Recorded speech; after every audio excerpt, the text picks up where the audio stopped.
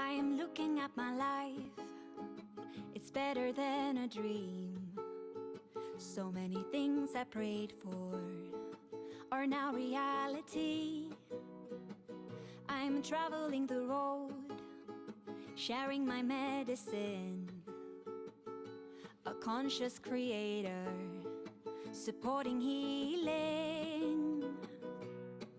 The world is a wild and beautiful place. We are constantly evolving as a human race. I truly believe this is a time for greatness.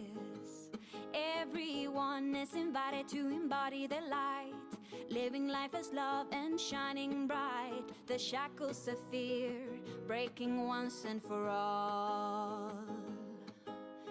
This is a song for all the rainbow warriors, the brilliant ones leading the way. Hey ya, hey ya, hey ya, hey ya, hey ya, ho.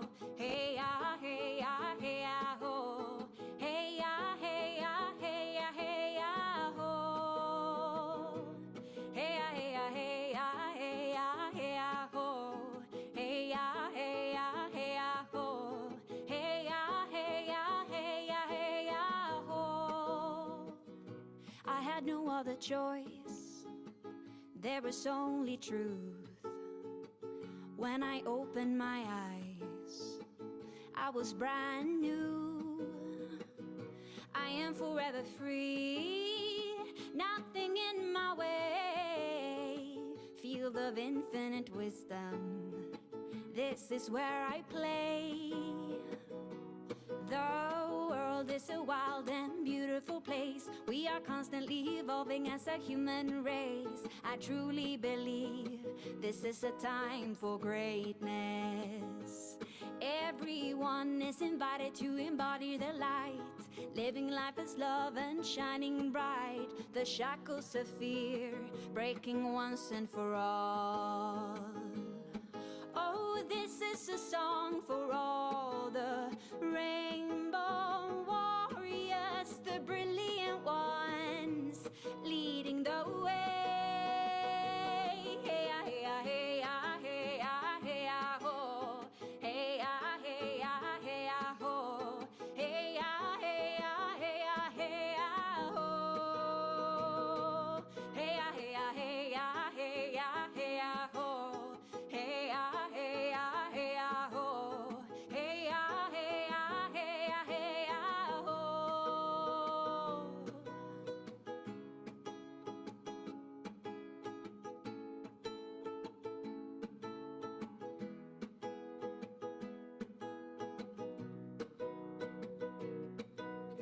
Unity consciousness weaving across our planet, remembering we are rising as one.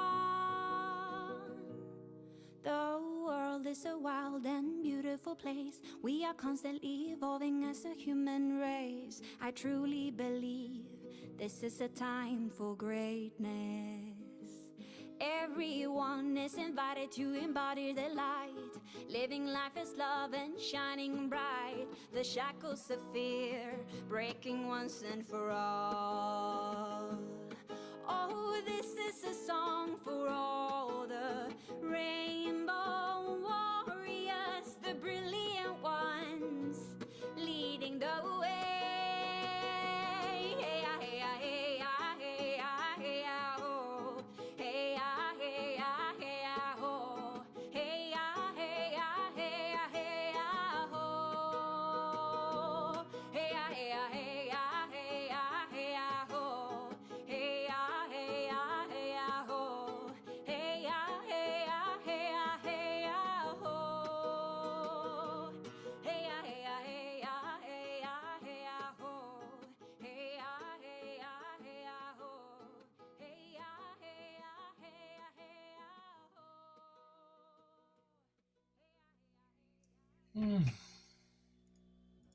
Good evening, everyone. Hi, can you hear me okay? All good? Excellent. Nice. Okay, so Tanya can't make it this evening. She's got another session which was pre-booked, so it is us.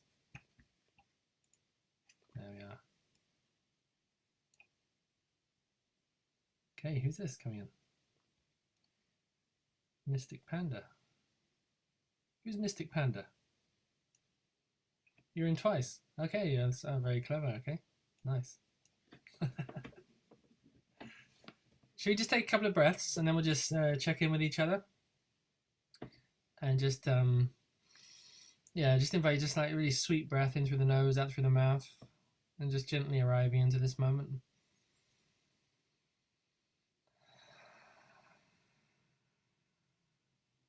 Nice deep in breath. A longer exhale on the out breath.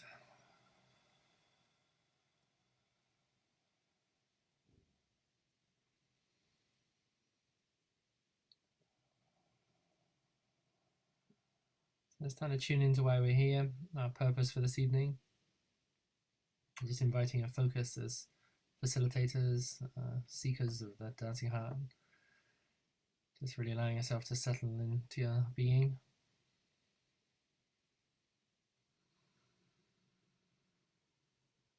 So just enjoying your body, where your body is, just inviting your body to relax, sitting, lying, standing, however you are.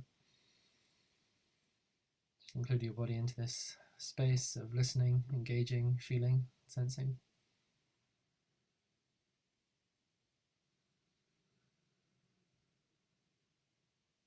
And just start to open up your heart now, just to include everybody, include the people you know who are here tonight. Just sensing we're kind of throwing a big, nice, warm bubble around each other. Just breathing into this, expanding our field to include everybody.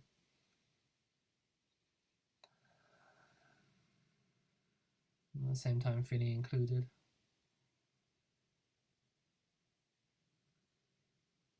So mutually holding each other in this focus to train, to learn, to study, to deepen.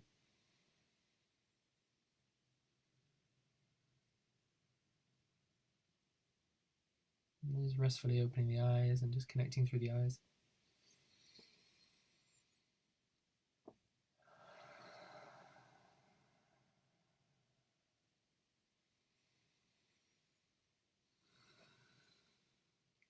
So I invite Joanna, are you okay? If you want to come on, if you want to just say a few words, how are you feeling?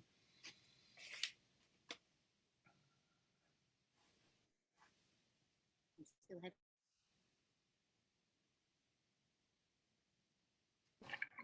Yeah. Right now, I'm feeling alive. Still lots happening around me, in me. But yeah,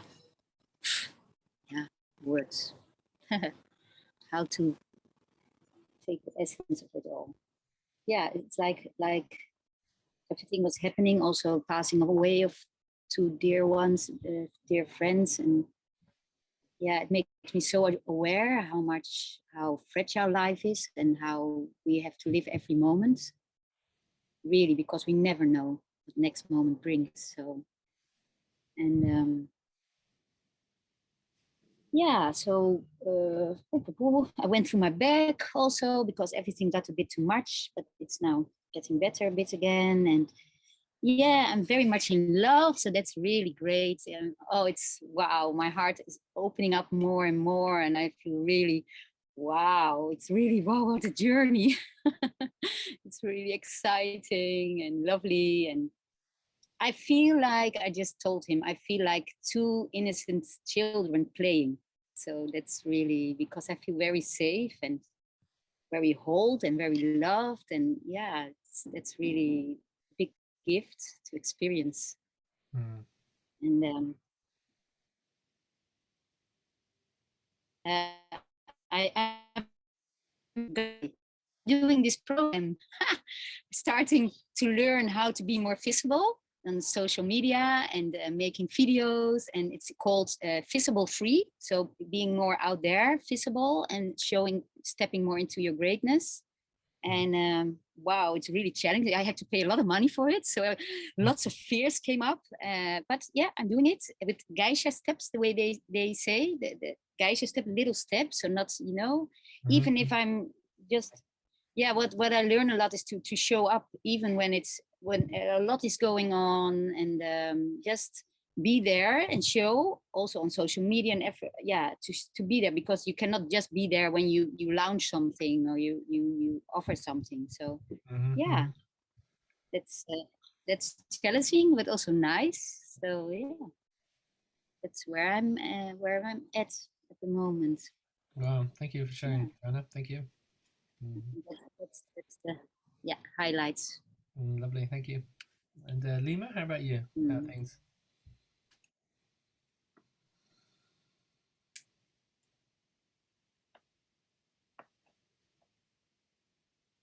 Can't hear you, Lima.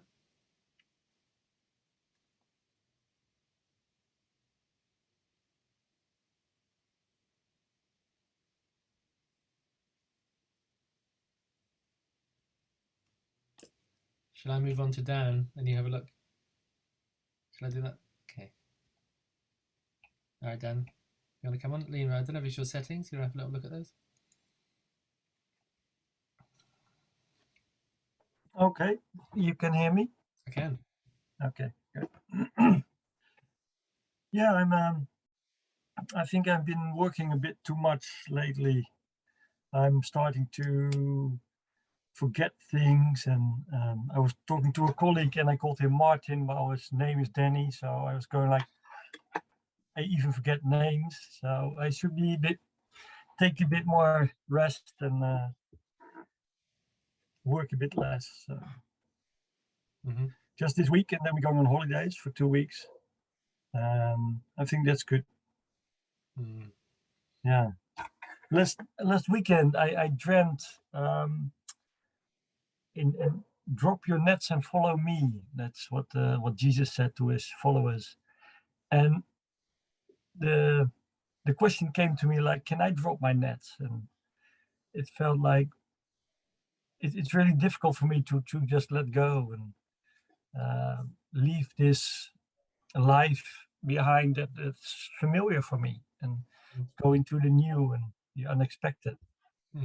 So that's what I'm going to dance with as well next Wednesday. New and unexpected. Yeah, the new, yeah.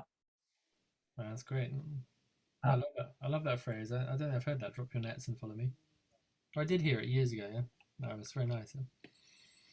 Yeah? So that's where I am now.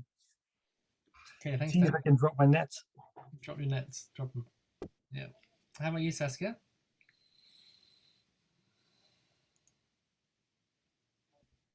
Well, I'm getting my feeling of power back. The last time I felt very insecure about my work because what is happening, the conflict I had, but they took me out of that. So now I have new work, and I'm working in with it. But I'm feeling stronger and less insecure. So I'm very glad with that. Well. But I'm also busy with my future life. I graduated on Ayurveda, but I also bought a new study this week. And I have plans with my partner for the future, and we're going to work that out in our holiday.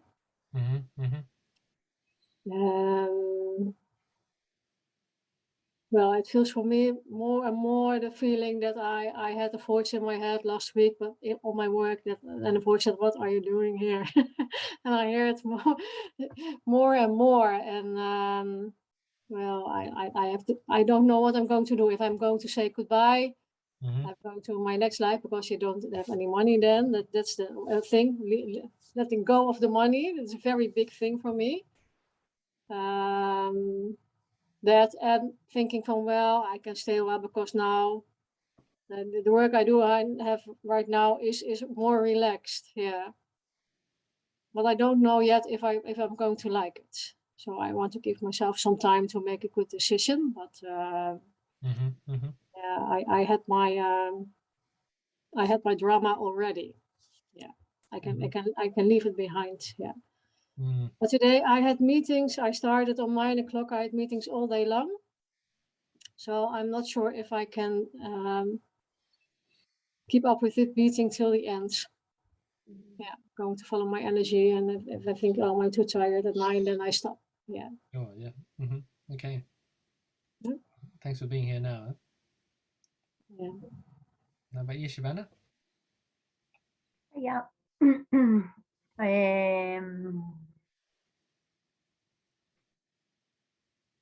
Yeah. I'm not sure how I am.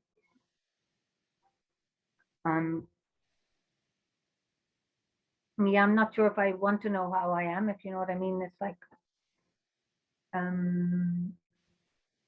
because I'm trying to be more in my body and less in my head, and then like the concept of how I am is a head thing. So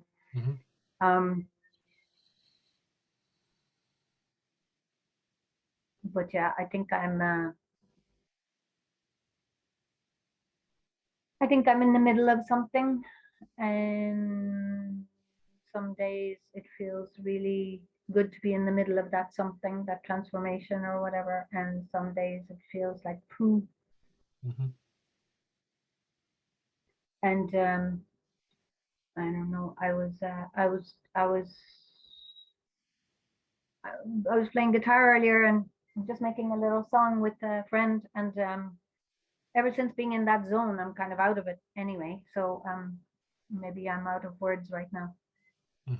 But yeah, it's been a very roller coastery again.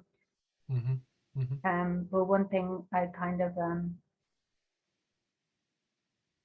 yeah, what can I say? That I notice a pattern of really like coming to my edges, my borders too hard, and then having to completely like save myself by totally withdrawing from everything. So yeah, I'm trying to make that a bit softer for myself, like really try and keep up with my needs instead of always doing it in kind of like too late. Yeah, I feel like that take, yeah, there's, yeah, it's okay. Okay, Savannah, thank you. Nice to see you anyway. Thank you. You too. And Lima, did you get any sound or no sound?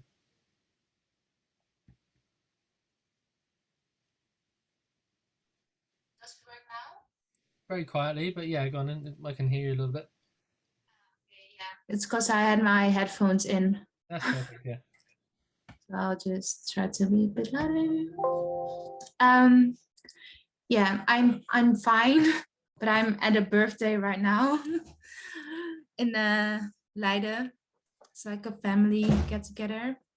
But the nice thing was that I can now be on the laptop from my nephew, so that my phone won't die during because it will get heated still because it's still a bit warm. And yeah, for the rest, I'm actually doing quite all right, becoming very calm again and clearing things up. And I broke up with my boyfriend. So it's a big thing. But yeah, it's also yeah, becoming nice because now I can also discover myself again, just me, and have more space for the growing that I want to do on my own now. So yeah, but yeah, it's kind of nice to see where things want to go for me. I'm still not sure, but I'm like just working on the inside now on my being stable in myself and feeling more recharged, and then see what's going to manifest through that. So yeah, that's it actually. Thanks, Lena. Thanks for coming on. I'm glad you got a stable device as well. Good.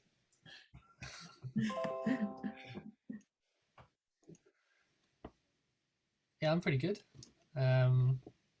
Yeah, I got recharged yesterday. I did was it yesterday? Saturday. Yeah, did an ecstatic dance outside, surrounded by trees and 50 people just loving themselves and loving it, loving the trees and the nature and the music. And kind of everything makes sense all at once when you see a dance floor like that. and everyone connecting and doing their own thing and having this space for healing or celebration, or sitting by the fire. We had a fire in the middle of it as well, so people were praying to the fire. It's very nice. If you want to see it, I've got a little video clip I'll share it on our group, so you can actually watch some of it. They gave permission, which was nice, to be filmed. Yeah, my heart was very tense last week, and now it's not. So I'm not asking too many questions, but my heart feels good now. So I'm going to take this moment of presence and celebrate this. I'm just been for a lovely cycle ride with my daughter, with her laughing behind me, which is so nice, and just enjoying the world. So. And I've got a bit of space now as well. I'm off to England next week, and then I got a few weeks after, which I really need, really want, just to like regenerate and also refocus. And I've got some new projects which are arising. So I just want enjoying just giving some space and reminding myself that we're moving house in September. So I've also got to pack the house. Yeah, so that's what I should probably do as a priority, pack the house. Here we are now. Yeah. Hi to Tanya. Hello, Tanya. Should we say hello to Tanya? She'll be watching in a bit. Yeah.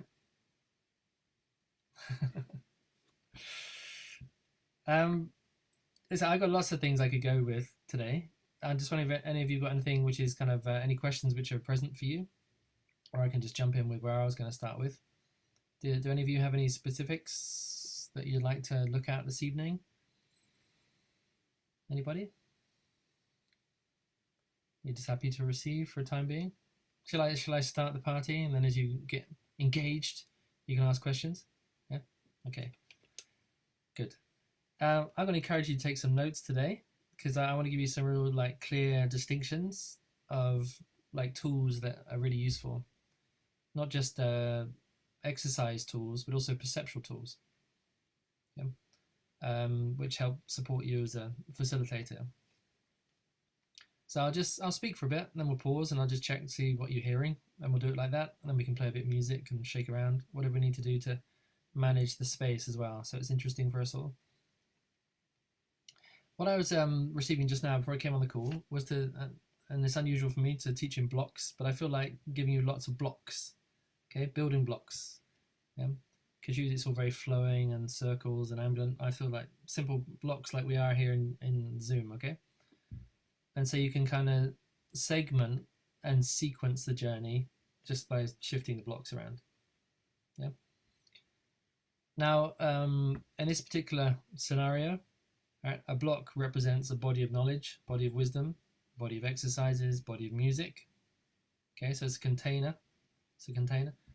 And when we're looking at one block, when we're focusing on that, hopefully you'll start to realize where that fits in the journey. Yeah. So it's a bit like a memory tool as well. Okay, this block here, this here, and that's how we build a journey. Yeah. So we build a journey like this.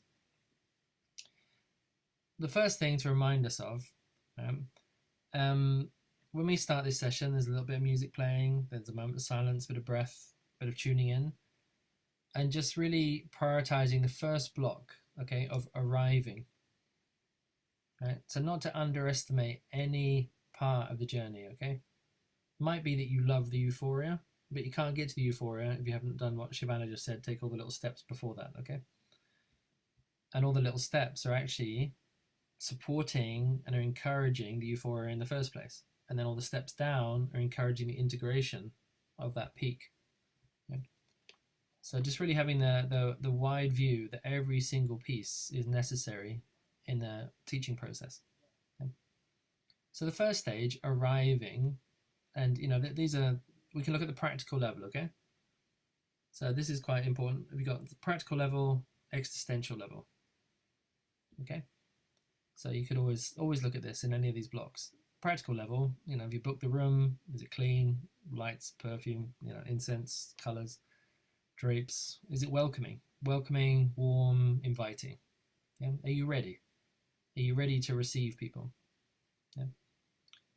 So we combine this with what we talked about before, about the archetype of the facilitator, and see yourself as a diamond. And like the first facet that is manifesting is the host or hostess. Yeah, you're warmly welcoming people, inviting them into the space, into the energy of the moment. So it's good to get there early, half an hour early, set up the space so that you're calm, space is calm, and you're ready to receive people. It helps to have good systems Yeah? Good systems, good logical systems help things flow much easier. So is there an easy place to put the name, email, receive the money? Is it in one line? Where to put the shoes, the coat, where to drink water, where's the toilet? You know? So the practical stuff is without question. It's just like that, and then people can do it by themselves next week. They can self-register. They can put their things away. Yeah? So maybe it's useful to have an assistant for the first few times, or you be there.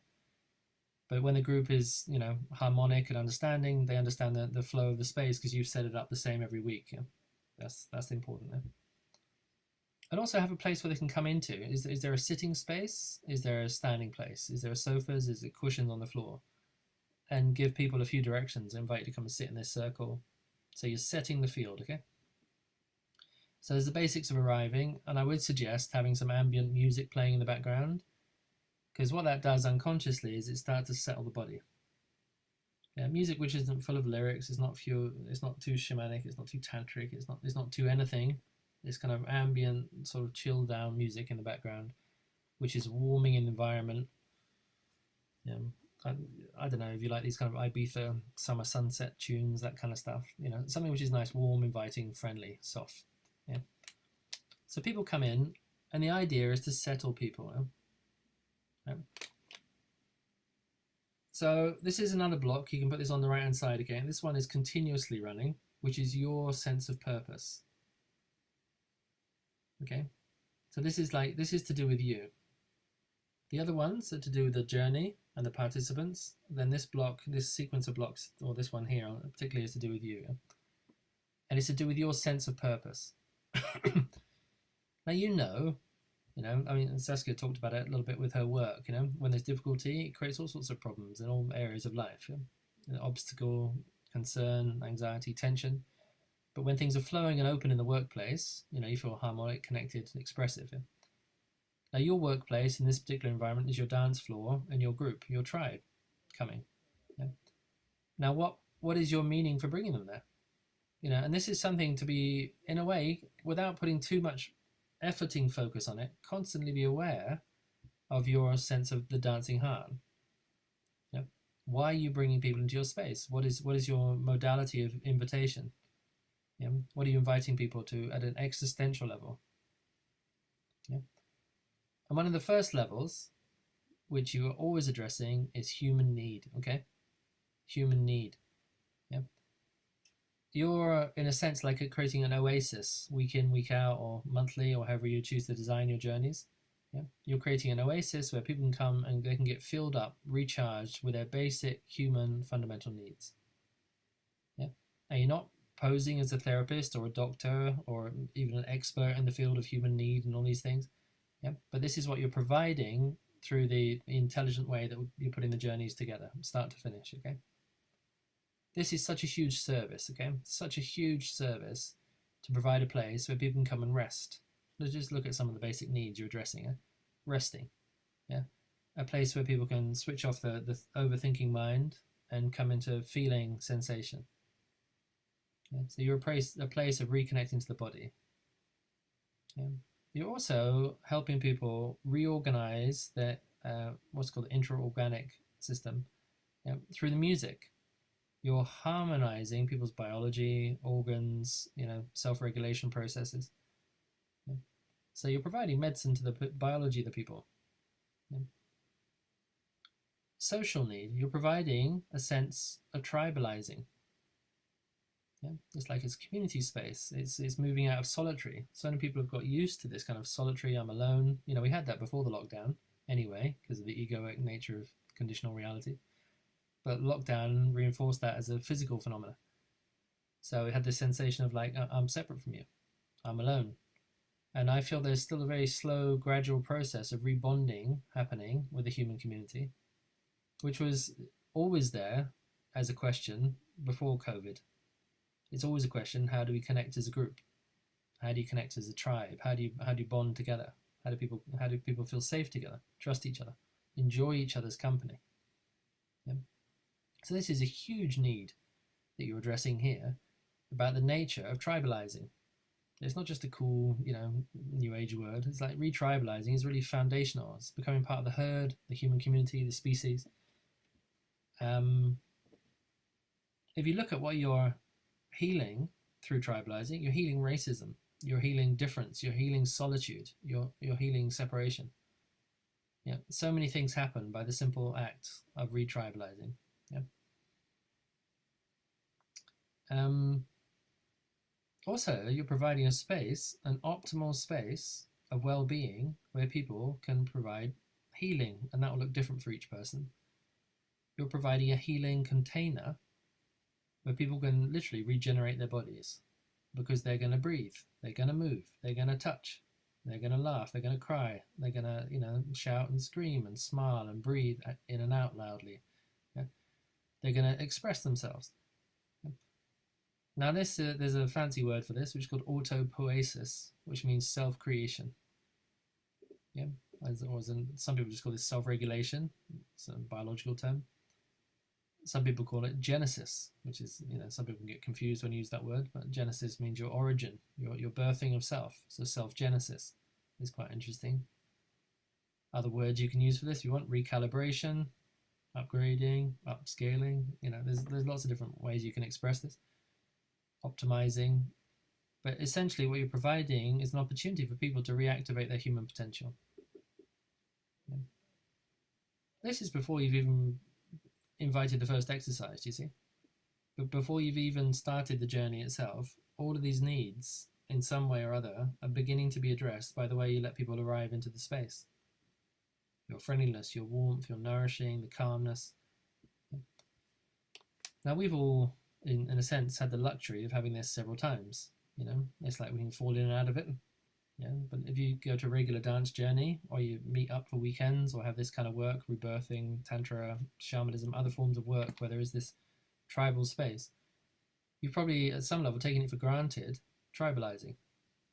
But just remember, and keep reminding yourself as a teacher, as a guide, as a facilitator, in service to others, that a lot of people do not have that as their normal. Yeah? A lot of people have alienation, suffering, disconnection, disenchantment, depression. There's a huge other list of what people don't have. Yeah, and so when they find themselves in your space, it's like you might have to be quite tender and steady and nourishing and gentle to integrate people in. Yeah. So first block on the left is arriving, and that's your way of being for the people coming in. Physical structure, but also the existential invitation. You're creating a vibration in the space. There's an intentionality in the space. These are the invisible features. Yeah. So remember what we talked about this? Exoteric is the visible features. Yeah. So exoteric is the shape of the room, curtains, candles on. Esoteric is the inner reality that you're generating and they're generating from your intention, their intention. See, when people meet in the state of purpose, as opposed to just going down the pub for the sake of it, although there's different purposes, yeah. But if you come for an intentional purpose for a dance journey, yeah, and everyone's collaborating on that point of focus, then it really amplifies the field. Yeah. So your invisible level of intentionality does make a huge difference. Yeah. Your vibration, how you're being in the space, makes a difference. Your tone of voice, even the clothes you wear, the energy you're portraying makes a difference. So I want you to become sensitive to that as well. Yeah? So physical arriving, existential arriving, yeah? Visible aspects, invisible aspects. And on the other side, which is running all the way through the class, all the time, and hopefully all the time through your life, is your sense of purpose, sense of meaning. Yeah? In one word, we can simply call this your vision. Yeah? And a man or woman who lives with vision, who's a vision holder, is constantly that vision. It doesn't go off. It's not like I'm going to switch off my healing vision now. It's not like it goes off. It might change its depth of focus from time to time. But if you're holding the flag, if you like, a particular vision, it's always with you. Yeah? And as an archetype, as a dancing higher path facilitator, you want to kind of switch it on, turn up the volume, and really start to amplify that dimension of yourself as the vision carrier. Yeah? And that creates the field. Yeah? Like I told you, I went to this ecstatic dance journey Saturday, and I knew on Monday it was going to be fantastic. I could feel it, I could sense it, I could, and I didn't know there was this horrendous storm Tuesday, Wednesday, Thursday. There was no way of knowing, but it was perfect sunshine, beautiful afternoon, okay? But that was partly to do with my intentionality and the intentionality of the group. Everyone was coming with really good state of purpose to celebrate life. And you could feel that the moment people stepped onto the mud in the space. And that is so lovely when you have that kind of feeling that people want to be in your dance room. Yeah. This begins several months before, do you see? With your advertising, promotion, invitations, conversations. Yeah. What Joanna just mentioned just now about social media. You can't just show up when you're doing the advert. Oh, here's my thing, buy it. It's like, I think we're probably all getting more and more familiar with this way of being with advertising. You're not selling a product, you're selling yourself as a sense of service, and the product conversation comes much, much later. It's your human story which becomes interesting for people. Yeah. So the way that you show up on social media or in conversations or invitations prior to, gathering people for your dance journeys, that's how people start to meet you, because they start to notice you as an example of, is this person the credible example of a dancing heart path? Is the manifestation there in their lives? And sometimes it's a bit difficult to be with that, because your life isn't always flowing. It's not always beautiful and roses.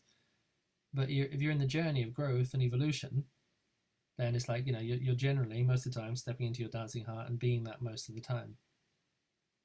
And when you're in communication with other people about this, that's what you're inviting people into. So that really begins a long way back here. Yeah. I just want to pause for a minute just so we can check on these two blocks. Okay. Any other questions or comments about the block of arriving or a sense of purpose or any other things you want to add to these? Okay. Are you following me? Is it clear enough? Yeah. Anybody want to say anything? Joanna, are you still there? Do you want to wave a hand, or are you just turned into a hammock? Maybe she's probably cooking us dinner. Yeah. Yeah. Do you ever know the title of that book? Yeah, I'll come to Dan in a second. The title of the book, The Man Who Mistook His Wife for His Hat. Do you know that book? Fantastic. Yeah, anyway, we'll come to that later. Yeah, Dan, anything you want to add to sense of purpose or arriving blocks? Yeah, like that you said that we are a vision carrier, that we have a vision, a meaning, a purpose. It feels like I have a meaning, a purpose, but it's not a clear vision. It's a feeling that this is the right path to follow, but I cannot put it completely into words what it is. But it feels like the right direction. Do you feel that there is something blocking you from fully receiving the vision of what your life's about? Yeah, that's what was in the dream as well last weekend. There is something calling me, but I cannot clearly see what it is. Yeah. Okay, I think all of us are familiar with this. Just there's different stages of vision. There's the early stages of vision where it's all a bit vague and blurry, and you get a sense of a calling. Something's happening, don't know what it is, but it's coming. I can feel it. It's in the darkness. And there's other stages where it's in the luminous light, where it's absolutely clear and visible and known and seen and named and expressed. Yeah? And it's on your mission statement, it's on your business card, it's on your T-shirt. You see, it's in your field. So there's different layers of ownership of the vision where it gets into more and more detail, more and more clarity. Yeah? But what you need to know, and I know you know this already, the more detailed it becomes, the more responsibility you have.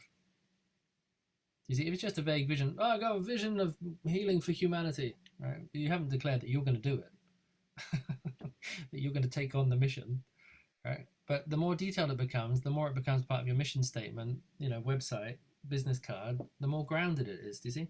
It's grounded, it's earth, it's manifest. And then it actually becomes a calling card. Oh yeah, Dan, he's a vision carrier for conscious dance. That's where he's the go-to person for movement, connection, tribalizing. It's known, do you see? It's nameable. It is nameable. Yeah, and it doesn't name all the pieces, of course. It doesn't name all, because as we know already, it goes beyond the names. But in the social convention of language, it is definitely possible to give a name to the sense of vision that you're expressing, moving, managing. I don't know how that is with you in terms of levels of vision, clarity, and responsibility and ownership. Is there anything there with you in that, do you think? Yeah, I do feel a kind of I do feel a responsibility for my group, for biodanza, and for the people that I meet in biodanza, and also when I'm dancing with other groups, I do feel a certain responsibility to the other people and to myself as well. If there were any resistance, what would it be? What's in between you and like your full potential of owning? It's the idea that I have to do it perfectly, and I'm scared to do it not correct, not right, to make mistakes, to things like that. How about, just for the sake of this game, that those things don't matter in relationship to your vision holding capacity? Just imagine right now, there's no correlation whatsoever between doing it what you call perfectly and being a clear vision holder. I understand perfectly what you're saying now. Yeah, because when you can separate those two things out, you see, right? Because all of you teachers, guides, you work with people. I know you do, and it's like, it has to be spontaneous. That there's a window of spontaneity in every single group you hold. Even if you've got a really clear business meeting structure, you didn't know the bird was going to hit the window halfway through your PowerPoint presentation. Yeah, there's loads of variables that are going to pop up, and we have to use our ingenuity, our adaptability, flexibility, and intuition to keep it moving, flowing. And I'm sure, we could go through a whole, several hours of conversation about the times you've had to adapt, change plans, course correct. Do you see? And actually, what usually happens is when you start to notice this, the course correct actually makes it even more beautiful. It's the little bumps in the road actually that, oh, we were going down that path, now we're here. Wow, this is amazing. It's like you find the things that you weren't expecting to find. I had that yesterday. I was trying to find a shop, couldn't find it, got frustrated, took a left, took a right, found another shop, found something else beside that shop, which is what I was looking for, but didn't know I was looking for it. And it's like, by accident, so-called accident, I found exactly the right place in the whole of Prague with thousands of shops. Yeah.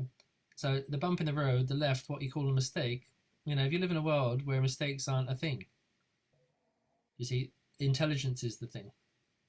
And sometimes we fall asleep and sometimes we wake up and we miss the intelligence happening and we call that a mistake. Yeah. But if God is God, then God is God and God is God, do you see? It doesn't have a moment off. We might have a moment off. And then we go, oh, it's a mistake. It's not right. But actually maybe there's something underneath it which is already perfect, which isn't anything to do with your needing, efforting, approval, all that stuff. Yeah? So I invite you, Dan, right now, here now, release it. There you go. You'll need to be perfect or worry about that or be concerned about it. And just know that anything which is happening is perfection in the way that it's happening, even though it may not correlate with your idea of perfection. Can you take that? Yeah. I know that I'm teaching in my class to trust in what's happening and trust in yourself to be able to do it, that I can do it. But I see that I'm teaching them to teach myself to. Yeah. So to put you on the spot, if you have to give me your vision in a one sentence pitch. I'm at a party. Dan, what's your vision? What are you up to? See if you can just frame it. Just go with it. What's on the cuff? Yeah, connecting people to their inner self. Fantastic. Okay, so I've got that's like the inner vision. Do you see? And what is the action that supports that? How do you do that? Is my next question. Be still. Be available. Be there. And see what's happening. Listening. Reflecting that way. What do you do to do that? What is your business? Well, I also do biodanza. I give biodanza lessons. Yeah. See, that's also all the levels. Do you see? Do you see? It's like if I started off, if I hear you're at a dinner party, yeah, you stand up, you go around the dinner table. It's a visionary moment. It doesn't usually happen at dinner parties, but imagine it did. Stand up. I'm going to share my vision for existence. It'll be fun. Toast the vision, right? And you're standing for connection for people. Upliftment, celebration of life. Yeah. Great, but I still have no idea what you do. Are you a quantum physicist? Do you make bread? How do you do that? How do you translate that into action? So the next question in the next round is, how do you translate your vision into action? Yep. And now, then what you talked about, second thing, was the midway conversation, which is, well, I be still. I listen to people. So I'm assuming you're a meditation teacher. Do you see? I've made an assumption. You've used the word still. But you've actually given me action words now, verbs of how you do that, how you translate that. But the final piece is, and I am a dance teacher, and it's called Be a Dancer. You see, you've the funnels come all the way down now. Existential vision. This is how we do it. This is what it's called. And this is my business card. You see, it's like you've brought people all the way through. See, so that's what I'm talking about for yourself. See, you have just shown me that you do know very clearly. You see, maybe you could add more words. You can do slightly different sentences and portray it with different, fonts and colors and everything else. But in essence, it's like you're clear. Connect people, listen deeply through dance. And that's what I mean by precision with the vision. Do you see? Yep. Sometimes we procrastinate, we apathize, we try and sabotage ourselves. We say, I don't know. I don't know what it is. I can't do it. But actually, it's really simple, isn't it? It's connect people, breathe, dance. That's my vision. That's my line of action, and that's what I'm committed to constantly, 24 hours a day. Yeah, I'm the go-to person for that. If you want connection through stillness and thing, come to my dance class. Yeah. And when you're that resonant, when you are that resonant inside yourself with what you're doing, what you know yourself to be, that's going to create a field of energy around you. See, if you're manifesting, not sure, can't say it, can't name it, it's a bit too vague, then everyone's a bit like, oh, I don't know if I feel safe or grounded or connected to you. See, because they're also bumping into their own lack of vision, lack of connection, lack of certainty. Yeah? Right. Yeah. So don't be afraid. I don't feel the issue here is about you not knowing your vision. I think the only issue that was not an issue was your belief in perfectionism, which isn't real. See, it's not a real thing. Yeah. Yeah. You made that up, or someone made it up, and then you decided to believe it. Yeah. So that's it. I mean, that's for all of us. Yeah. Clear lines of vision. Yeah? Do you feel? I'm not going to put you on the spot, but do you feel that you could say in a couple of words about your inner? Does anyone else want to say? What is your motivation? What is your inspiration for this work? Just in a couple of words. What do you want to bring to humanity? Yeah. Anybody? Yes, Joanna. Yeah.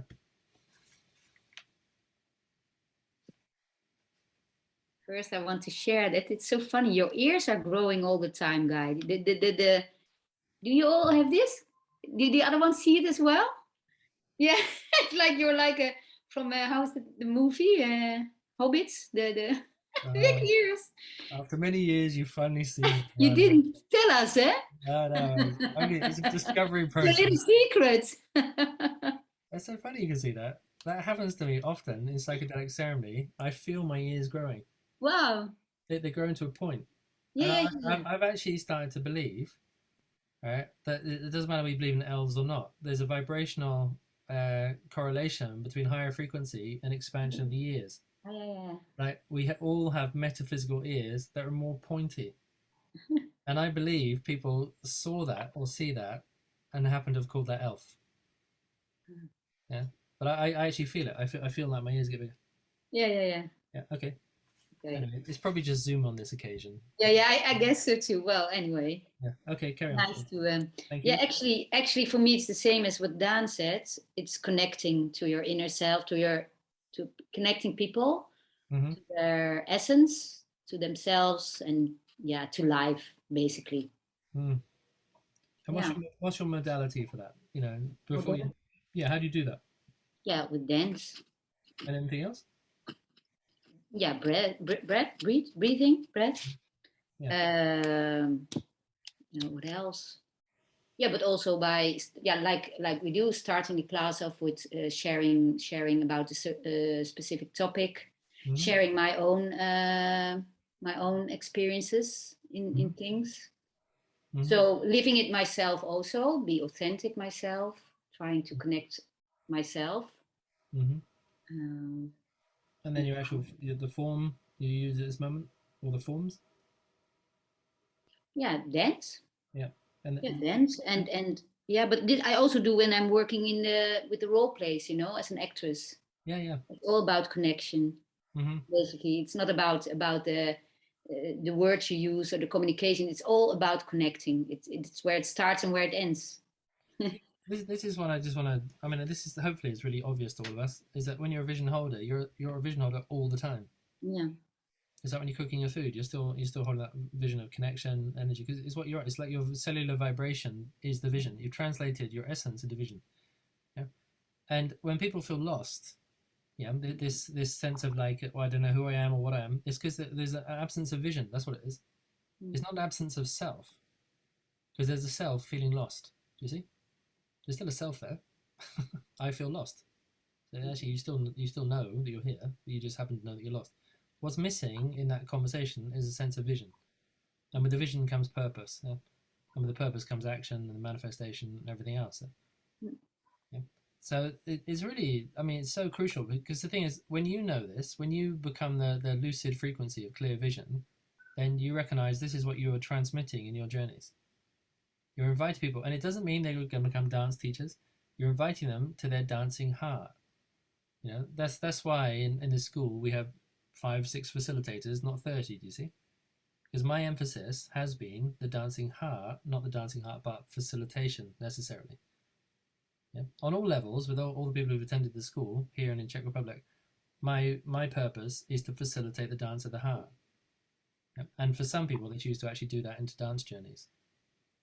Yeah. So I'm clear on a success model, but as people are dancing their heart, then I'm doing my work. Do you see?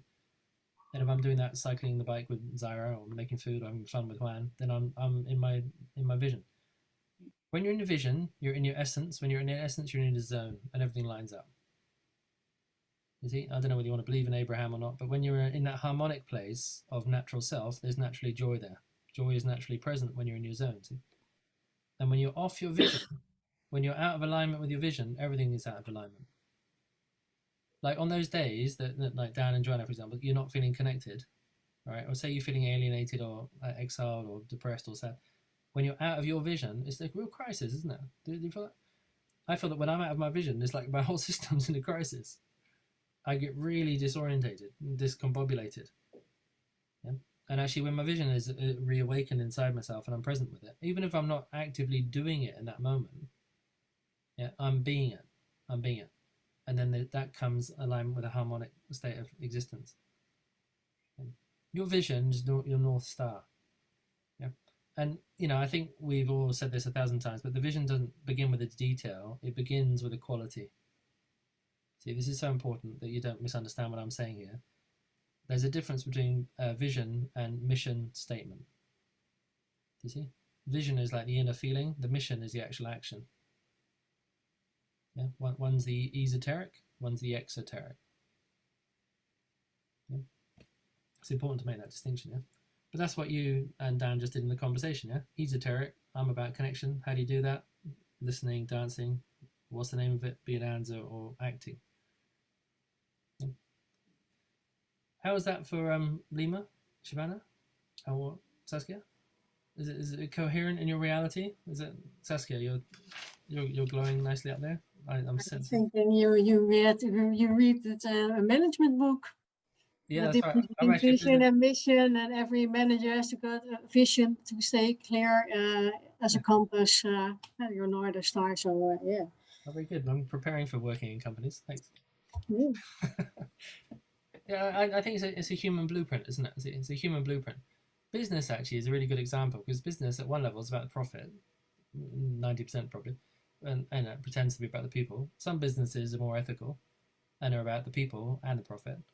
Yeah, honest about both. Yeah. But underneath both of those is still vision and mission. Yeah. But the difference in business is you expect action. You see, in a relationship, you don't always expect action, do you? It's like you don't sign a contract at the beginning of the relationship. Are we going to make love 4 times a week or just 3? You know, no, sorry, love, it's once a month if you're lucky. If you've done the dishes. Right. What's on the contract? You don't sign a contract for a relationship. Maybe you should. See?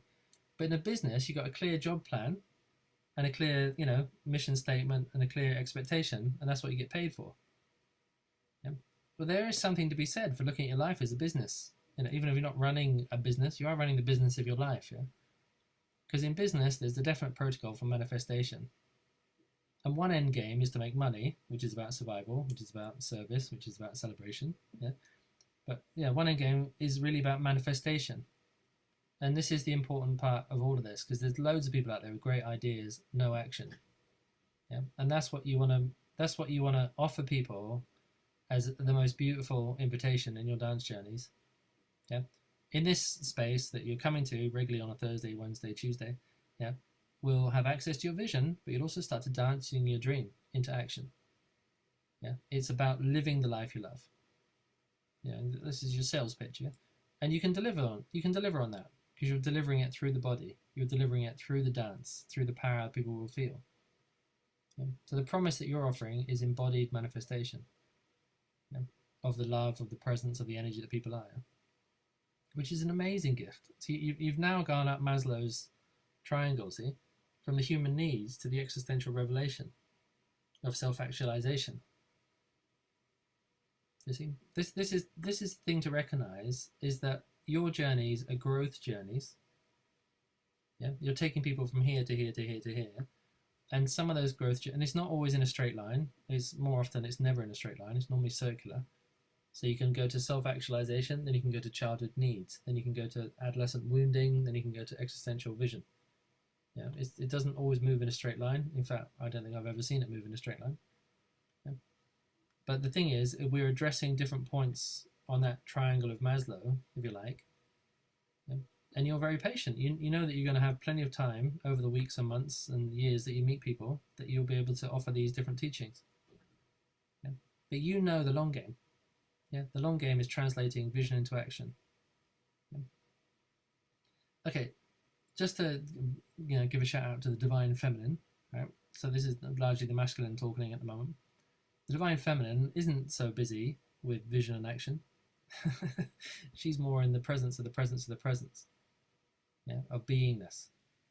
Yeah, but that teaching is like the hidden teaching that you only arrive at when you're ready to arrive at it. So it's not really something you advertise.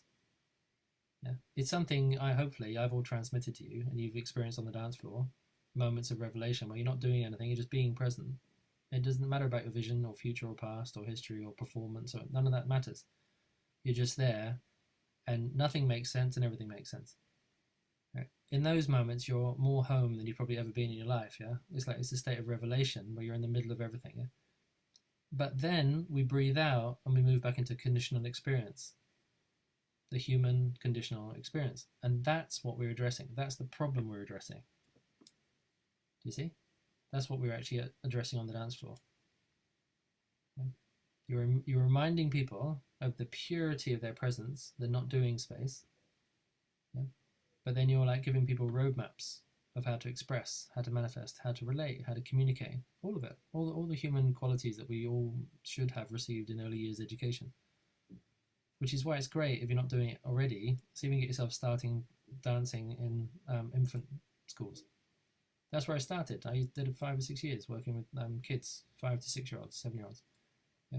And it's so important. I'm so happy that I did that work with those groups of kids, because it's like it creates such a strong foundation of affection, communication, self-expression, confidence, bravery, challenge, or playfulness. Yeah. Imagine you work with the same group of kids. Just imagine. I mean, I've never done it, but imagine you see them here, you see them 5 years, 10 years later, and see them evolving. I'm sure it would be such a great evolutionary pathway, to keep people unblocked, or how to negotiate the conditional experience. I don't know if any of you saw this brief video I did last week, but I'm swinging my focus over the next few months into a project from surviving to thriving. Okay, this is my next purposeful manifestation. Right. What has become very, very apparent to me is we don't have to provide more and more ecstasy for people. We need to show people how to release their limitations. Okay. For me, as you release the limitation, the ecstatic, joyful, present state reveals itself. There's no shortcut. You can't just nip past it and just go straight to the joyful bit. So it's like meeting head on, heart on, body on, what we call shadow dancing, but I think it's even more basic than that. Shadow dancing sounds very kind of sexy. I think it's just more obvious. It's human limitation. It's the conditional experience of being human. So a bit like what we just talked about with Dan just now. You know, his belief in perfectionism is the only thing that's a problem. Your belief that there's a thing called perfectionism. But as you start to address it and look at it, it's not really a real thing. It's only a belief. It's like it's a puff of fresh air, or stale air. It's not a real thing. Yeah? But the belief makes it real, or makes the appearance of it being real. Yeah? So in addressing the limitation, we actually find the freedom. We find the freedom very, very quickly. I'm finding it the quickest way to liberate people. I've got to let you know from years of study. I could talk about many things. I'm gonna pause myself for a moment because I could go off on different directions. Let's keep this simple. All right. Hopefully it's clear. The yang side, which I just spent the last 20 minutes talking about, is clarifying your vision. How are you going to do it? What's the action? And we are absolutely, definitely delivering that on the dance floor. Okay, I can promise that with 100% guarantee. That will be delivered pretty much in every single dance journey. Some version of manifestation, your inner vision. I can also guarantee at another level that there'll be the feminine principle of pure presence that you'll be invited into. Yeah. And the more you get to know the group, the more that becomes more interesting. See, hopefully you've realized, I've realized it with you if you haven't realized it, that we've done less and less teaching as we go through the school, and it's more and more about the dance. It's more and more about your own state of being in the movement process. At the beginning, there's quite a lot of instruction, healing, we do this, that, there's a bit of philosophy, there's a bit of paradigm, all that stuff. The deeper you go into the dancing heart path, the less words there are. The more it drops into the state of being. But this is often after 1 year, 2 years of deep dancing, deep diving. Because I trust that when you're in that space, you absolutely know exactly what to do with your creativity. You don't need me to tell you. You don't need to hold someone's hand and say, this is how you do it. You did that a year ago, 2 years ago, when you were doing the training part of things. Yeah. Yes, Saskia, thanks. Is it the third block where you're talking about, the action? Arriving, purpose, vision, and then the third is the dance action itself? Not really. The action was also part of the vision. It's like there's like a continuous block of awareness which is running through everything. It's holographic, okay? And you are constantly putting on the music, saying a few words, demonstrating. So you're constantly translating vision into action. You're demonstrating. Yeah. So you're doing it with every 4 or 5 minutes. You're changing, you're course correcting. You're taking them on a tour guide journey through their existence. Yeah. The action is the manifestation. But we were just talking about it in terms of business. We were just talking about it in terms of like, these 3 different stages of like the inner reality, how you do it, and what is it. Yeah, okay. Time to move on to another block. You okay, Joanna? You're not going to fall asleep on me? This is fine. I don't mind. You fall asleep. I'll talk to you in your... Guy, it's my second Zoom today. I already had a Zoom of 2.5 hours, so it's a big stretch. But I'm there. That's why I was drinking green tea during the Zoom, see? This shop that I found, by the way, I don't know if I should say something, but it's a CBD chai green tea, right? But it's not the one that you get high on, but it's really, really lovely. It relaxes and stimulates at the same time. It's a nice sensation. It's really, really interesting. It's like my body feels relaxed and calm. My brain feels awake and focused. Right, perhaps I'll send you all some. It's very nice. Right, let's move on to another block. Send me some. Yeah. Okay, good. So the first block we got is arriving. Okay. This is for the people. Okay. Right now, let's just start off. Let's call the next block resourcing. Okay. Resourcing. Okay. So I'll explain this. So I've got a therapist friend of mine, and he says before he does any deep work with his clients, before he asks them any questions about their history or story or problem, he does some resourcing work. So, they come into the session, they say hello, they connect, and then he trains them for the first 15, 20 minutes of the session with a bit of breath work, a bit of visualization. He's giving them some tools. Yeah, tapping, all sorts of different tools. Give them some tools. He's training people, okay? And that's what I mean by resourcing. Okay, it's a training protocol. you're giving people life skills. Okay. Now, the kind of life skills we're giving people are usually to do with things like breath, yeah, emotional release, shaking, pulsing, yeah, heart sharing, conscious communication. Yeah, just become aware that you're in a training modality. You've moved now into a different archetype. Okay. First archetypal facet, hostess. Second one, trainer. All right, your trainer's in the house. Okay. And really hold that position.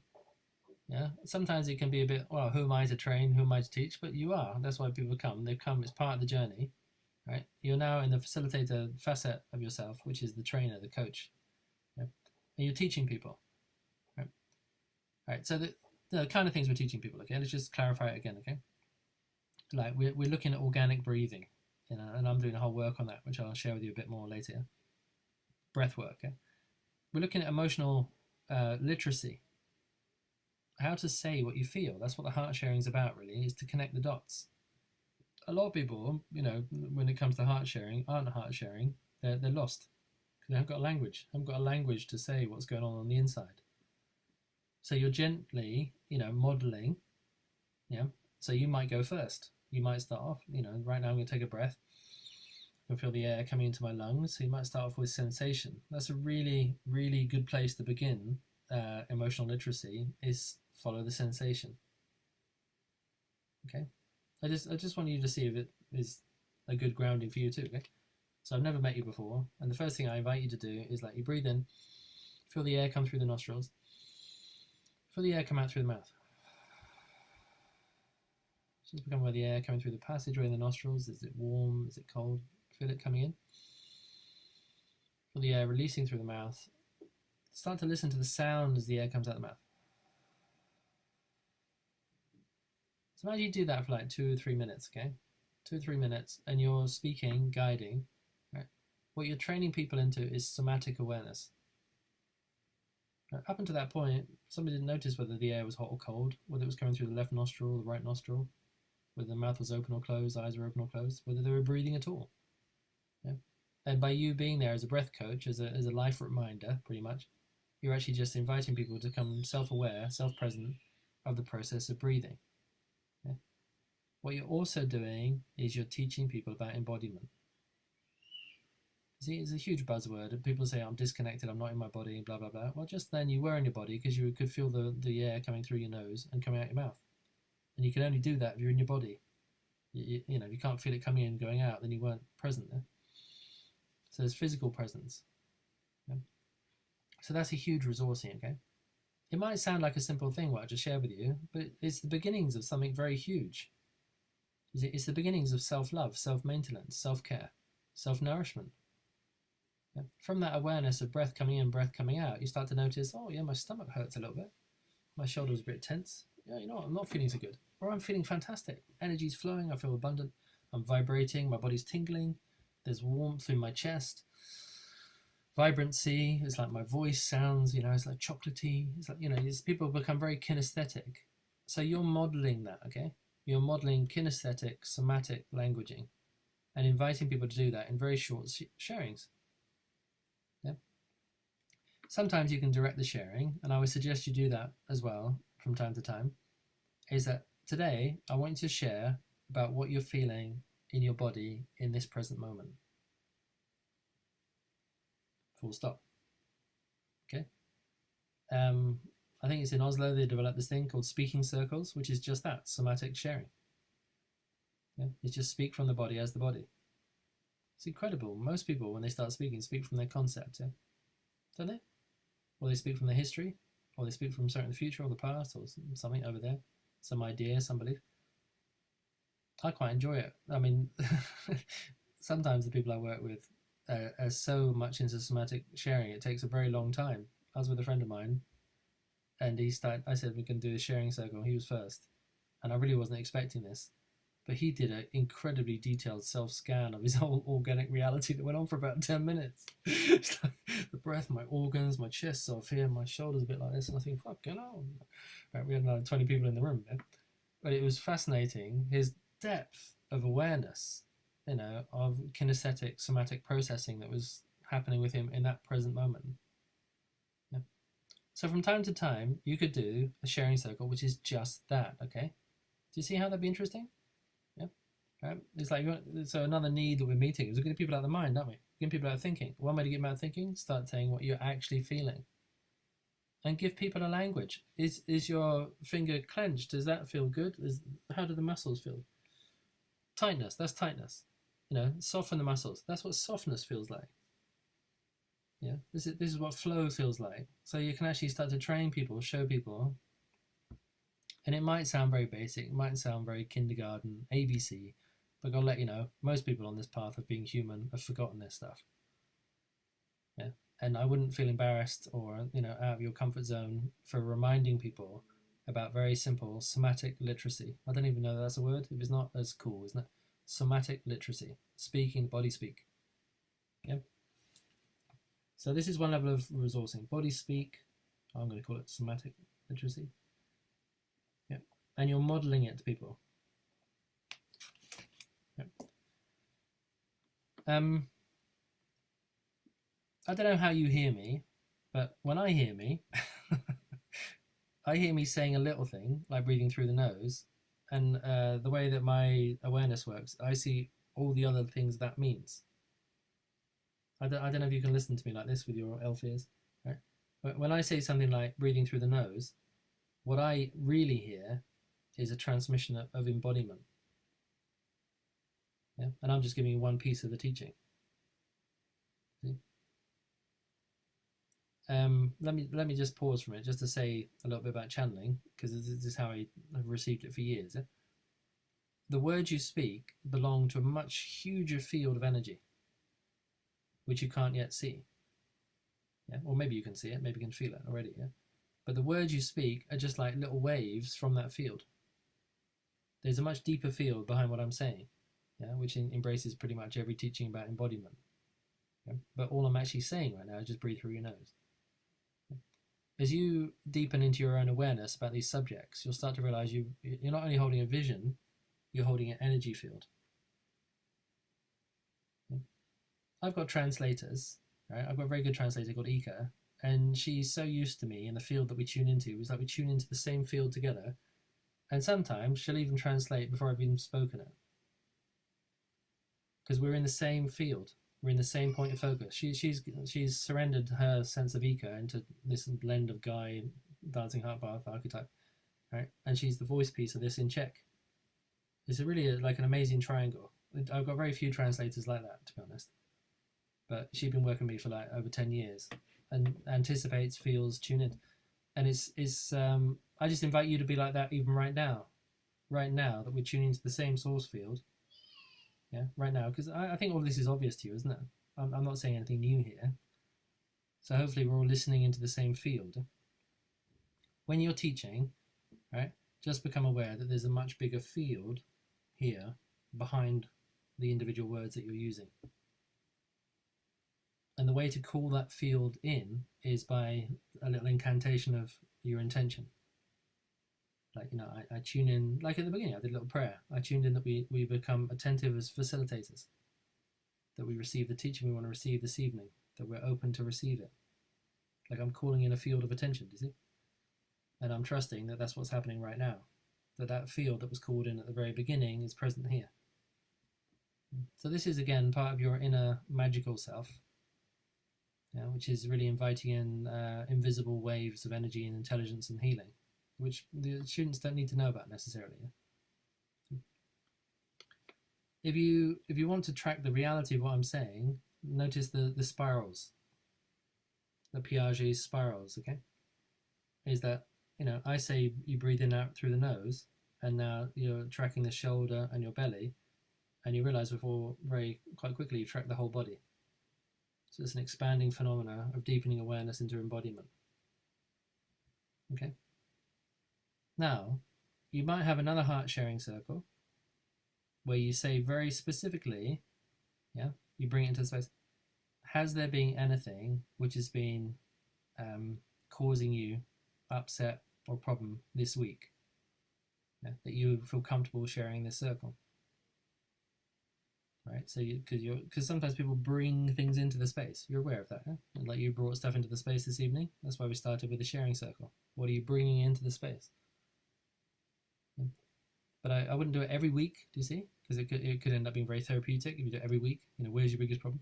Right. So, but you're playing from different positions of resourcing with the communication skills. You're now asking the whole group to focus in, has there been anything this week which has been particularly challenging or upsetting or a problem where it's taken my focus, yeah, and it's a bit of a drain, do you see? So you're giving it some more details. And most people have had one or several or thousands of things happen in a week which fit that category, yeah? But you're just asking for one or two, okay? So what you're training people in there is awareness of where you get stuck. Do you see? How the problem then influences the behavior, how the problem influences your condition, your nature of reality, nature of perception, nature of feeling, sleep patterns, eating patterns. Yeah? You're starting to show the causality between problem and behavior. Yeah? And again, this is something that you're offering a solution to on the dance floor. You're about transformation, liberation. This is what you're going to be providing the people. So it's not like a random question. You know, what has been your challenge this week? I'm asking you that because I'm going to give you a solution to that. Yeah? Not like I'm going to go and solve your problem. I'm going to help you solve the energy that's in the way of the problem. Yeah? Through the dance, through the expression. Yeah? Can I just get a bit of reflection just on these two things? Who likes the feeling of like somatic processing and talking from a problem? Yeah, Joanna? Well, I like the examples you gave about body speak, all these different ways you can do a heart sharing. Yeah. Because most of the time I leave it more open, like I say something like if there's anything you want to share about how you feel at the moment. There are different things, but also like what's on your heart. Bring in what's on your heart to be really here. That you can be really. Sometimes there's something in the way to be really here now. You know. Yeah. So I invite people to bring in what's in their way so that they can really be there. But it's quite open. I like that this is more specific. I think that maybe is also more easy for people to share. So I like. I mean, the thing is, your question and my question aren't that different, to be honest. You know, Yeah. what's in the way? What's on your heart? Which, Yeah. you know, where's your problem? But the only difference is, I'm saying, is there been anything happen this week that's been drawing your attention? Yeah. It makes it more smaller, more like otherwise it can get so big or. So resourcing is training, okay? Just remember this. Resourcing is training. Yeah. And in training, you're giving people tasks. Yeah. Right, a task which is for them it's going to be a micro breakthrough with something. Right? It's also quite relaxing as well, because if I'm in a sharing circle and someone says, share what's on your heart, I could be there for like 1,000 days. Yeah.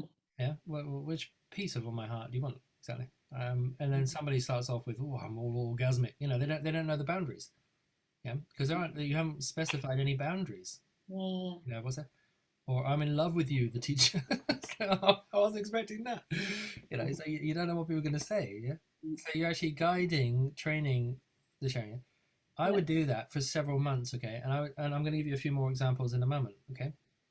And then when you know the people, you don't do that anymore. See, you don't need to do that anymore. You really can just say, you know, we can do a sharing circle. Share what? Just the sharing circle. It needs to be shared. Yeah. Yeah, what needs to be shared. And some person will do an integration of all those different aspects. Yeah. They'll start with their breath, their feeling. They'll track it quickly. Yeah, because you've resourced them. See, you've enabled them to become a more conscious communicator, heartfelt, heart sharing conscious communicator. I don't know if I said that to you at the beginning of our training, but originally I was going to do the dancing heart path and conscious coaching training at the same time. Then I realized that vision and ambition was slightly too big. Yeah, so I slightly course corrected and just called it the dancing heart path. Yeah? But what we're doing with the heart sharing is part of that conscious communication, life skilling, or life coaching, or mentoring, or counseling even process. Yeah? And I'm actually going to set up a training school for that next October, December, which is just Heartfire life coaching, which is more focused on these kind of conversations we're having. Because I feel there's a huge liberation that people can get to by the way they consciously communicate. You go through so many transformations through language, so many. And some people are more suited to that than the dance floor. So that's just another angle, but we're integrating it into the dance. So shall I give you a few other questions? Just a few other perspectives? Okay, so we got the somatic literacy or body speak. Then we got the speaking from a challenge. So let's see if we can just condense these down. Yeah? A, we're going to call that body speak. And then B is speak from a challenge this week. Challenge is probably better than problem, to be honest, just in terms of use of words, right? Because some people haven't had a problem, but they had a breakthrough challenge, and then went from 50,000 to 1 million, right? And it wasn't a problem, but it was still a challenge to exert some effort to make that transformation. Yeah? So challenge is a neutral word that can be both positive or negative. Yeah? Because you don't want to exclude anyone from the sharing. Yeah? C is what we talked about at the beginning of this. I'd invite you to share from your vision. Really like the dinner table speech. Yeah, this would probably be very compatible when you got a class designed on self-expression or creativity. So you could also see, if you're really super smart in the way you design your journeys, that the way that you invite the heart sharing is the feeling of how you're going to follow the dance journey. So if we're going to do a body speak heart sharing, we're going to do a more focused, embodied dance journey. If we're going to do looking at the challenge, we're going to do a more shaking, liberation, opening, transformational dance journey. If we're going to do speaking from your vision, we're going to do more creativity, self-expression journey. You see? So it's good. So it's very coordinated. Yeah? Does that make sense to everyone? I've only just thought about that right now. I'm going to do that. I think that's really good. Thank you for that tip. I feel like I'm the other person sitting off the Zoom, also taking notes. It's quite a strange feeling. Yeah. Okay, so we got C, which is, let's call this a passion project, okay? Passion project. Right. And you want to set it up in a way where people are going to talk about the quality of, because you don't want to business pitch heart sharing, which is going to go on for days. Okay? I invite you to talk about your passion projects, but I invite you to talk about the quality of them, and we're gonna bring in the quality of our passion project. So like Dan said, it's about connection or tribe. And it's just, and you've just got a few words to express this. Take a breath, close your eyes, feel into your heart. What is your passion project about? It's about joy and enlivenment. Yeah, so you could do that. And then once you've done that, you could do another round if you want to. And what is it you do which manifests that? If it's really on creativity and manifestation, your journey, it'd be really good. And people could do that quite precisely. Even if you've got a group of 20 people, you can still do that very efficiently. Yeah? In 3 words, talk about 3 qualities that related to your passion project, or a passion project that you're interested in setting up in the world or bringing into your life. Yeah? And just give some people some little guidance. That passion projects are the things that you do, they're either the business you get paid for, or the artwork that you like to do in your spare time, or just dreams and visions that you have about humanity. It can be on any level. Something that you're passionate about. It could be playing the guitar, singing, but what is the quality underneath it? Yeah? And then the second round could be, and what do you do to manifest that? Is there a particular form that manifests in? Quality first, form second, yeah?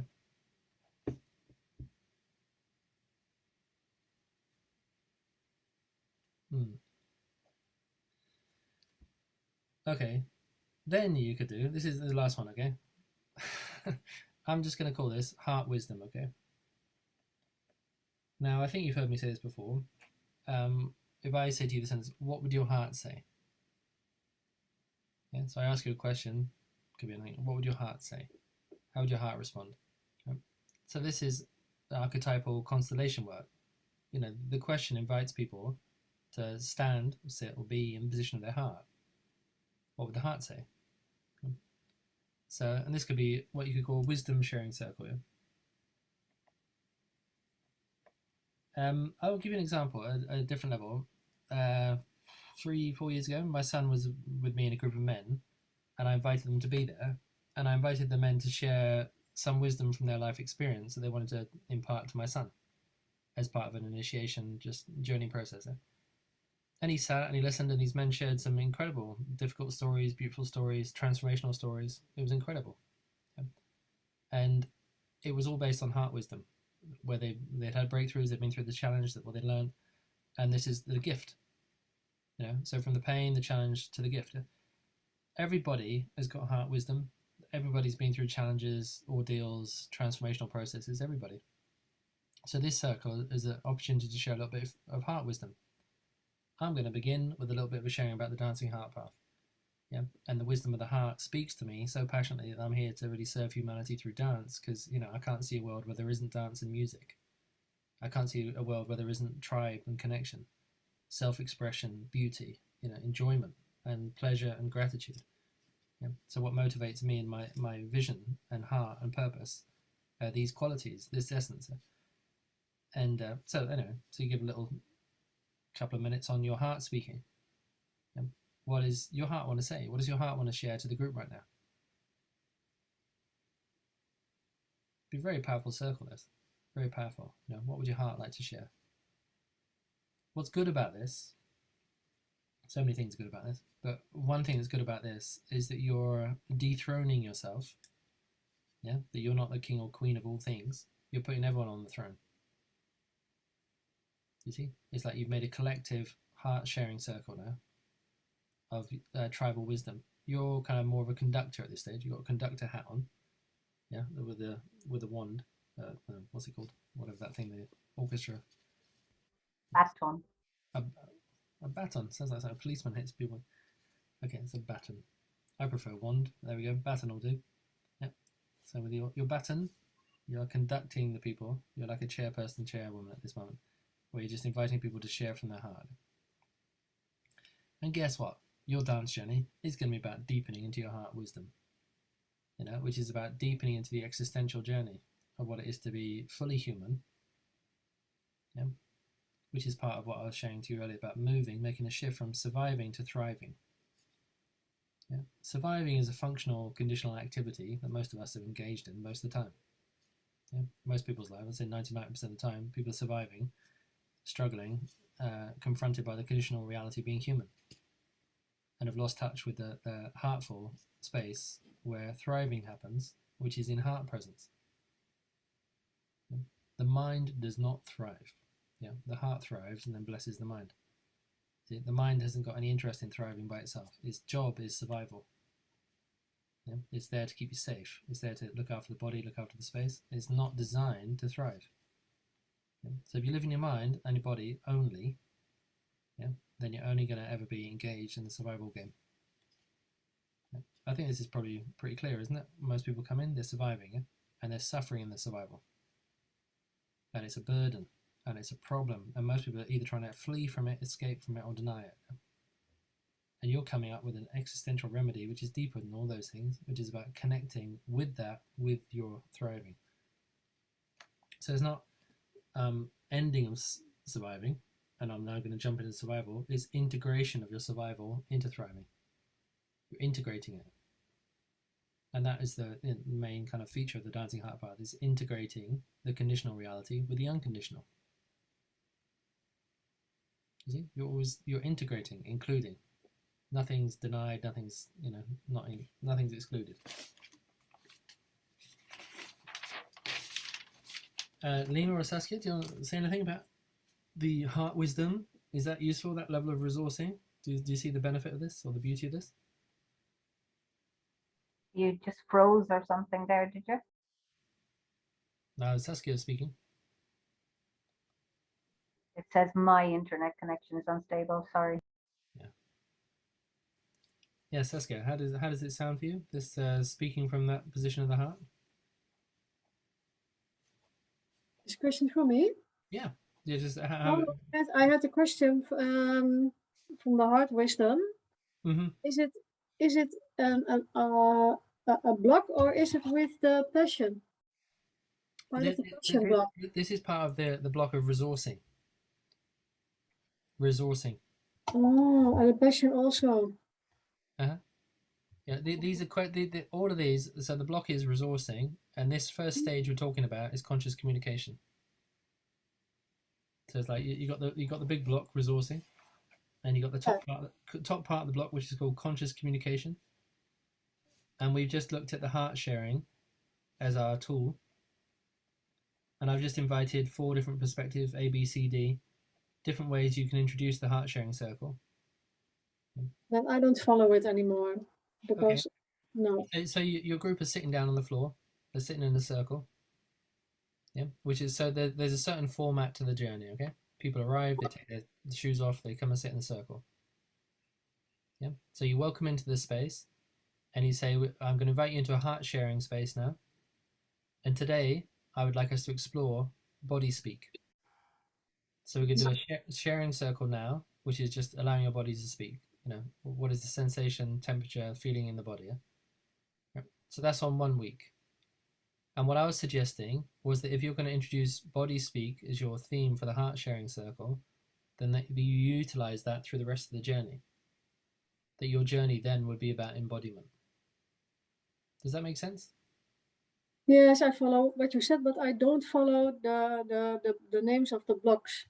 Okay, so this block is simply called resourcing. Yeah. Yeah, which means to give resources, and it's the archetype of the trainer. Yeah, so you're training people in conscious communication. You're giving people a gift. You're giving people a tool. Yeah, does that make sense now? It can I offer something? It might if you're not doing it, winging it, if you can give us an idea of how many blocks and what each block is called, and then go back and fill them in, because we are getting lost in this whole concept of blocks, like the night we all got lost in the concepts of what was that, Joanna, that we nearly came to blows with? We were getting lost in the concept of what was what. But yeah, in the resourcing there is the also the passion and the heart wisdom, and the sharing is in the resourcing. Yes. Yeah. Yeah. Can I say it was just an example of a way to do heart sharing. There are 4 examples. Yeah. There was the body speak, the speak from a challenge that you had this week. There's the passion project. Maybe you can speak from the quality of the passion. And this 4th one is speaking from the heart. So. Yeah. Yeah. And I think that's enough for now, but we've given 4 examples of resourcing exercises in conscious communication that we deliver in the segment which we call heart sharing. Yeah. And that's a resourcing segment. Right. So we've got on this piece of paper, mine's all. Guy? Yeah. Can we have a little pause? Yes. Just a little stretching the legs and. Do it. Yeah. Okay, as long as it's little, let's go for a 4-minute stretch. Oh, 4 minutes. Come on. 4 minutes. Off you go. Stretch away.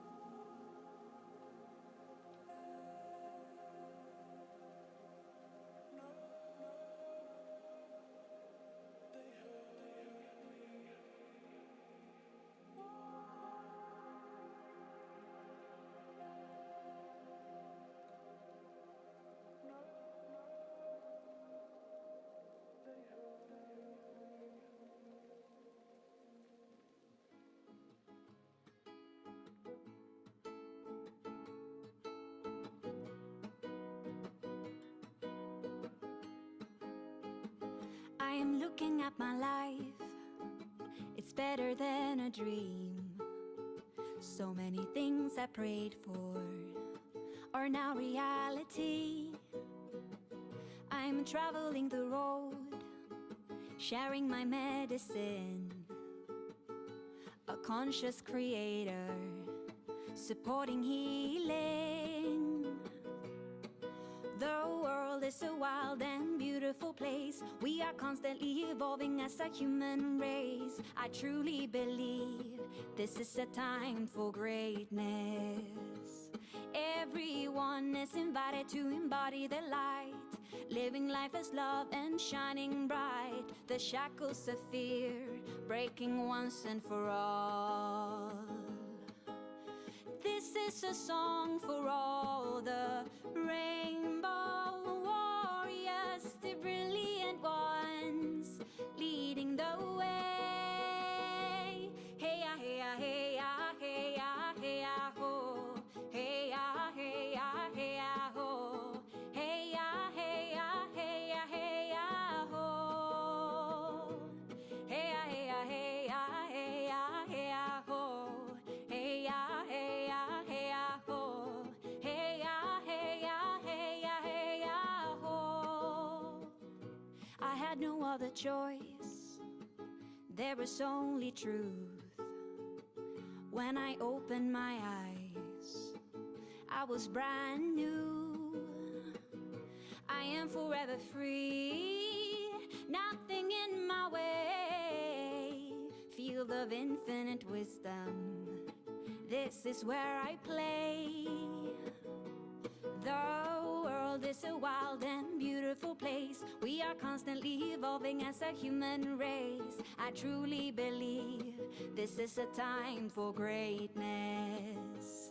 Everyone is invited to embody the light, living life as love and shining bright. The shackles of fear breaking once and for all.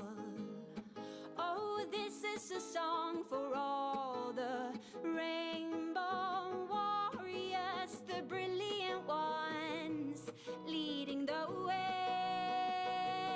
Hey ya, hey ya, hey ya, hey ya, hey ya, ho.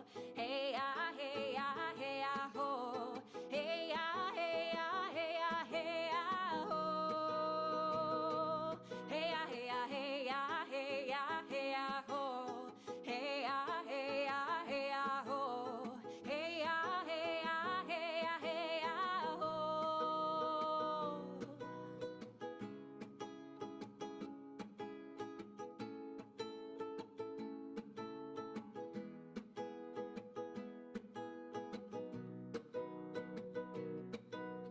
Unity consciousness weaving across our planet, remembering we are rising as one.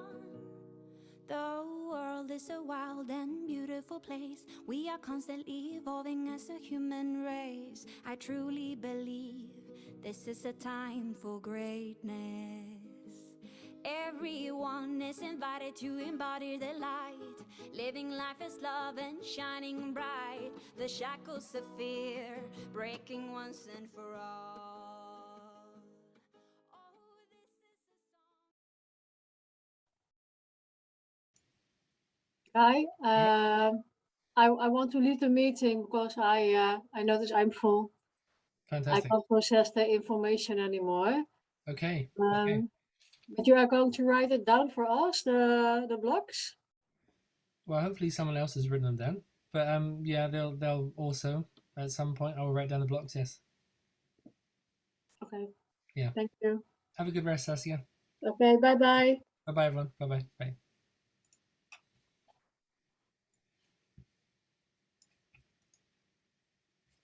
Has anyone got anything you want to bring in or share or ask before I carry on in? Okay. Okay, let's just, we're going to go quite quickly. Yes. So resourcing. So the top part of the block was heart sharing. The second section of the block, we're going to simply call it self-maintenance, okay? I know you've all heard me say this lots of times. To me, it's not self-love, it's self-maintenance. Your self is love already. So for me, what's more accurate is self as love, and I'm doing self-maintenance. So what is it I'm maintaining? I'm maintaining my body, my mind, my emotions, my life experience, my conditional reality. Okay, so these are areas that you're maintaining, which is the substance of your existence, which is everything that you call human life, or reality. But the one who's doing the maintaining, which is strange, the one who's doing the maintaining doesn't need any maintaining. But we don't always relate to ourselves as that beautiful heart core that's already home, already connected, already everything. Just to make a distinction, and this is just on the right hand, when I say on the right hand side, that's just for our awareness as facilitators, and it will be later for the group, it's a dance between self-maintenance processes that you're offering, and self-presencing, coming back into presence as your heart core. And they're two very different approaches. Okay. In a way, it's quite, I'm not going to say hard, but you can't go directly towards heart presence. Do you see? The reason why you can't go directly towards it, because there's no tool that can go towards it. Do you see? If you're using the mind to go towards it, the mind can only go as far as the mind. If you're using the body can only go as far as the body, or that, So at some point, revelation has to happen. I want you to listen to this logically, okay? Because it's like using the right tool for the right job. You don't use a hammer to saw the wood. Do you see? It's the wrong tool. This is why I want you. You don't have to believe me, but I just invite you to inquire into this to see if it feels true for you. But if you're doing self-maintenance processes, they're very clear to deliver. Right? There's some which are soothing the mind, the thought process. There's some which are soothing the emotional body, and there's some which are soothing the sensation of the physical body. So you're really your mind, body, emotion, sensation. And we already know that we use practices like breathing practices, pulsing. Latest introduction is the classical wobble, shaking. Yep. What's the wobble? The wobble is the wobble. It's like it's a precursor to the full power somatic possessed shake. That the wobble is the playful side to get people warmed up as being stupid. And then the more ridiculous you are, the more open you are. The more open you are, the more likely the shake is going to happen through you. See, if you're being all reserved and serious and like, I'm not shaking, that's stupid. Right? If you're not prepared to do the wobble, it's very unlikely you're going to get a shake. So I would much rather go in with a line of humor, and wobble as a dog, shake as a jelly, whatever it is. Get people funny in their body, and then without them realizing it, they've opened the back front door and the side door in which they can actually do some release work. But if you say we're going to do serious release work, right, through shaking, it's like, ah! So, anyway, not everybody is. Some people go, yeah, great. But it's like, I find the wobble is good. Anyway, I don't want you to get distracted. I want you to just to clarify, can you give me a high five? Do you understand the difference between self-maintenance and self-presencing? Do you get the difference? Okay, Joanna's in between, so I'm going to explain a few more, okay? Because I want hands in the air, like, you got it. Right. Okay, self-maintenance, I think this part is clear, okay? This is taking care of your body, it's eating, sleeping, resting, hugging, it's doing all the things of the human conditional reality. All things human, okay? Taking care of your finances, your house, your relationships, all the things that you do every day anyway, right? I just don't call this self-love, okay? Because for me, when you talk about love is your existential, profound heart nature core, which is already here. Rolando Toro's approach, I love, therefore I am. Love is at the center of your being. Yep. And you don't have to do anything to get love. You see, if you're doing stuff to get love, it's not love, is it? It's a pleasing game. All right? If you're trying to get love or be loving or be liked, it's not love. Yep. Love is not something you do something for, it's something you realize. We're talking about the real, deep, profound, beautiful love. Yeah, this is exactly what I'm talking about. Self-care, self-maintenance. You're in the right, hopefully you're having a good bath, do your nails, eat good food, go for a walk, go to the forest. Whatever you call self-care, self-nourishment, self-maintenance. We're maintaining the mind, the body, the emotions, okay? All things human, right? And I would say this is occupying most people most of the time, okay? I think I've had certain moments of being narcissistic and self-obsessed and over-caring, over self-caring, and not taking care of my work or business or kids or the world sometimes. So you can overdo self-care, can't you? Yes, I'm just gonna have another 5 days to myself. Just a bit more pampering. So, oh, you've been on retreat for the last 5 years. All right, time to get into the world. All right, so these people can exaggerate and indulge, and some people underindulge and they don't exaggerate. So you got to find out what's real and true and authentic for you, right? Because indulgence for one person is the beginning of a journey for another person. Yeah, so you got to figure out the right balance. Anyway, I find it with a little bit of humor because I see sometimes people are self-caring, thinking they're doing spiritual work. See, I don't see that as the spiritual work. I see that as the very human, grounded, conditional nature of everyday reality stuff. Yeah, common sense, grounded, eat, sleep, rest, do the practical self-maintenance. You can call it generally spiritual work, the looking after one's body and mind, to keep the temple pure, helps the spirit come through easily. Yeah, so there is some relationship with this, but you can get overly obsessed with this and then you die. Right, so how good is your self-care existentially on the eternal field? Yeah? So I've invited you several times in the Dancing Heart Path to make the distinction between self-maintenance and self-presencing. Right? So now I'm going to swing to self-presencing. Right? Block number 1, or the resourcing, right? Self-maintenance. The third level of the block, right, is self-presencing. Now this is a bit more mysterious, okay? Because it kind of happens when you least expect it. It's the grace that comes when you're looking at the sunset and your heart opens. It's what Joanna was expressing earlier, the joy of being in love and feeling love. It's happening. It's like you're not doing anything for the happening. It's happening because you're open to receive it. And in the opening to receive it, grace is available. When I use the word grace, I'm also meaning the word love or spirit, transmission, life, whichever way you want to understand it. But it's not something you're efforting to do. Right? The self-maintenance relaxes your system, and it's like a therapeutic self-care. It undoes the knots. You see? Now, we can physically undo the knots, but I have noticed, which is why I was talking to you earlier about this work I'm going to develop over the next few months, is I see the real challenge for most people is undoing the mental knots. You can undo a physical knot with a good therapist.